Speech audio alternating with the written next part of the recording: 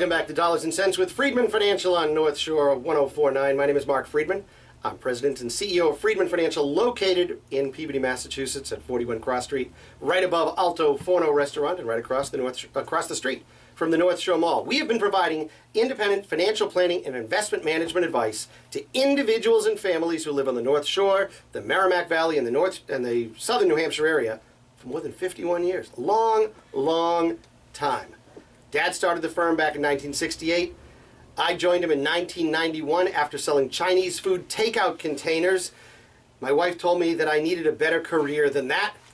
So I asked my father what he did for a living. I actually didn't know. I knew it had something to do with money. I graduated Babson College as a marketing major in 1989. I started working at the Ship Restaurant. Remember the Ship Restaurant on Route 1? I was the restaurant manager there for a while. Had been a waiter there beforehand. Then started working in sales for the Atlas Paper Company in Woburn, selling Chinese food takeout containers. And then when I met Laura in a karaoke bar on on a Tuesday, March 5th, 9:45 p.m. I know the date, I know the time. Ask her, see if she remembers that. But I know when I met her. We met at a karaoke bar, sang a few songs. I was hosting the karaoke show, just so you know the story. I was hosting the karaoke show in between selling Chinese food takeout containers. She came and sang a song. We sang Summer Nights. You know that song, the duet from Grease with John Travolta and, not Sheena Easton, Olivia Newton-John. Yeah, Olivia Newton-John. We got together, sat at the bar, talked for a little bit, and she says to me, "Hey, what's your last name?" I said, "My last name is Freedman." She says, "My last name is Weinstein. You want to get married?" Her father insisted that she would never meet a Jewish guy in a bar. And little did she know that 4 months later we would get engaged, 14 months later we would get married, and this September we will celebrate our 27th anniversary. That's right. Laura, you know that. If she's listening, I'll see if Laura knows what year it's going to be. And anyways, so with our decision to get married, Laura asked me to check out what my father did for a living. I did that in 1992. Where I sat down with my dad at the Sylvan Street Grill, and he told me all about the business, and I thought, that sounds pretty interesting. He says, every day is different, and he couldn't have been more right. Every day is different. You think you've heard every story, and you haven't even scratched the surface on everybody's story. One of the great things about this business, I do have a better view of people's financial lives than most people in this country. I get to pull the curtain back. I know how you spend money. I know how you use money. I know the kind of income that you have. I know the challenges that you face. But there's always more. There's always more. I think I might know it all, but trust me, every single week there's something more. So Dad and I sat down. He told me to get licensed. He says, don't quit your day job until you can get a license. I studied. I got my licenses, passed it on the first time, went to work for Dad in July of 1992.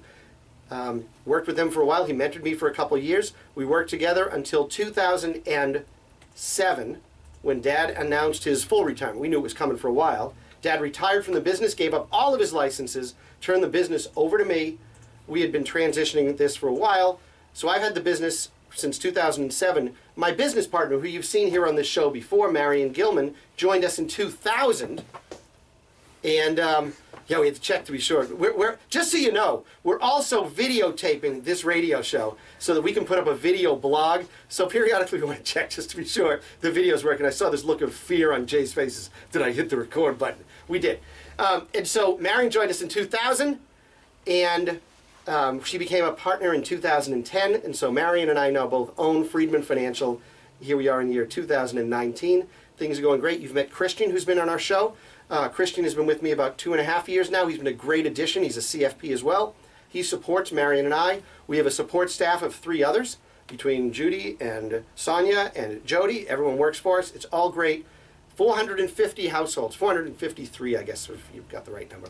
450 plus households, 90% of who live within 10 miles of the office right in Peabody. Either lived within 10 miles or had roots within 10 miles. And our clients, the clients that we see, are not the super wealthy, movie star, CEO type people. We deal with the local folks that have worked hard, they've put money aside. In retirement, they want to spend somewhere between $5,000 and $10,000 a month. So between $60,000 and $120,000 they want to spend a year. And that's after tax. Some want to spend more, don't get me wrong. We have some folks that want to spend $20,000 or $30,000 a month, and some have the resources to do it. Others don't. Some people spend $60,000 or $80,000 a year and have resources to spend $200,000, yet they still don't feel like they can.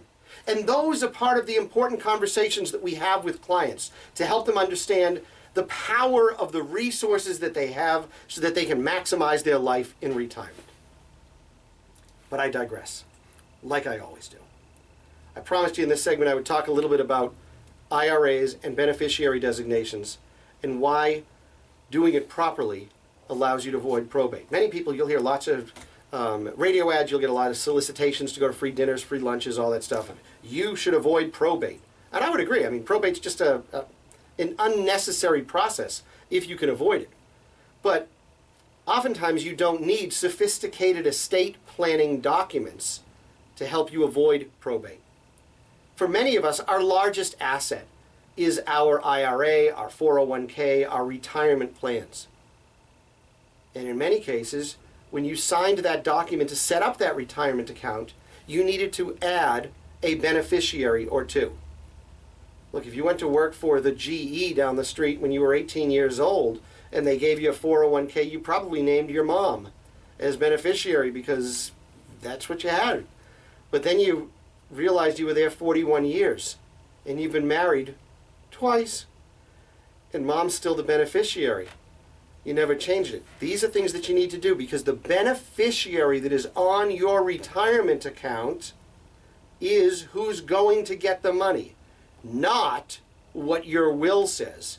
Even if it is on your last dying breath and you fill out a form that says, I wish that my money is left to my dog or the temple or my best friend.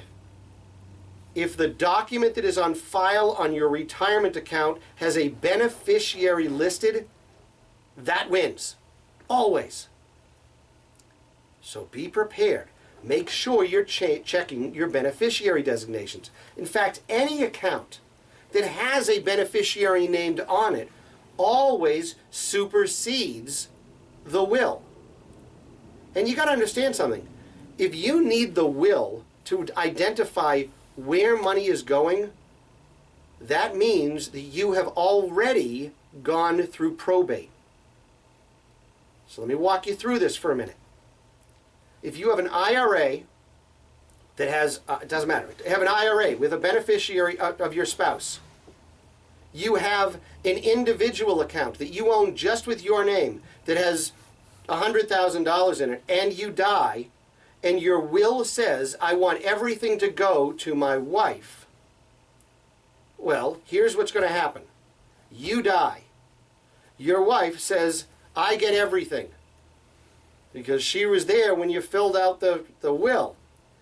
Well, first, the company that held the IRA is going to say, I don't care what the will says. We're looking to see what the document says of who the beneficiary is. Congratulations, you are the beneficiary. You will get this IRA. And then you say, well, my husband has this account at Citizens Bank worth $100,000. Now it's mine.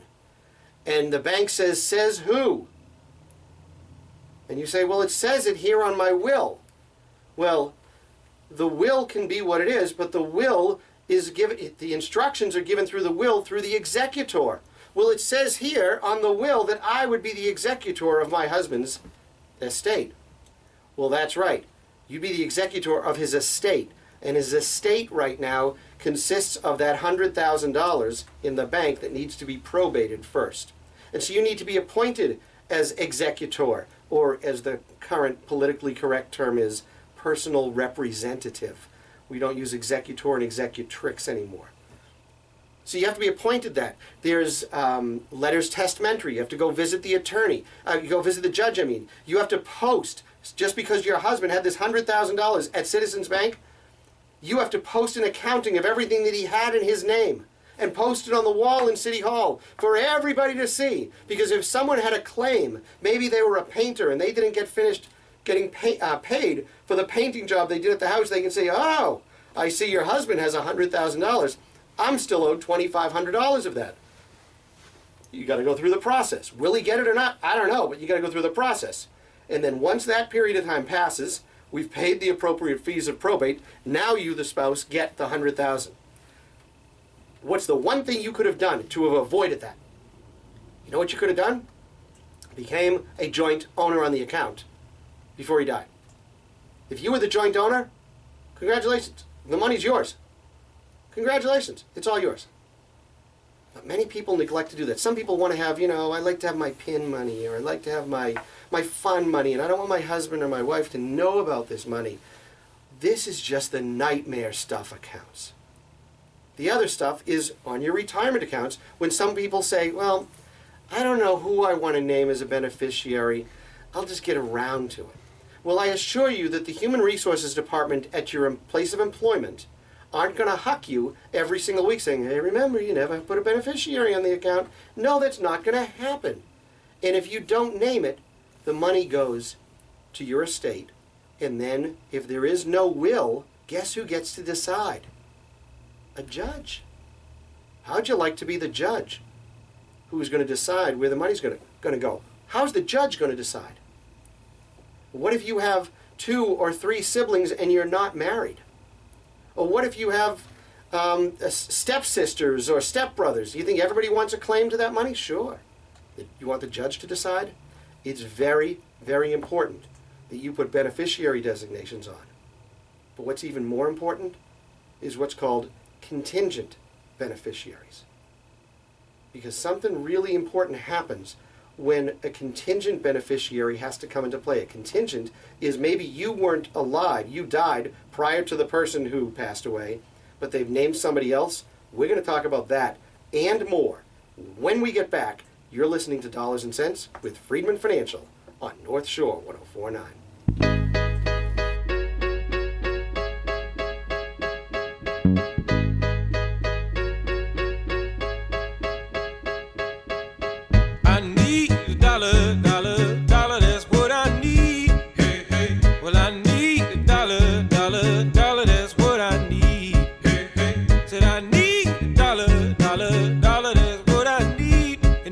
Share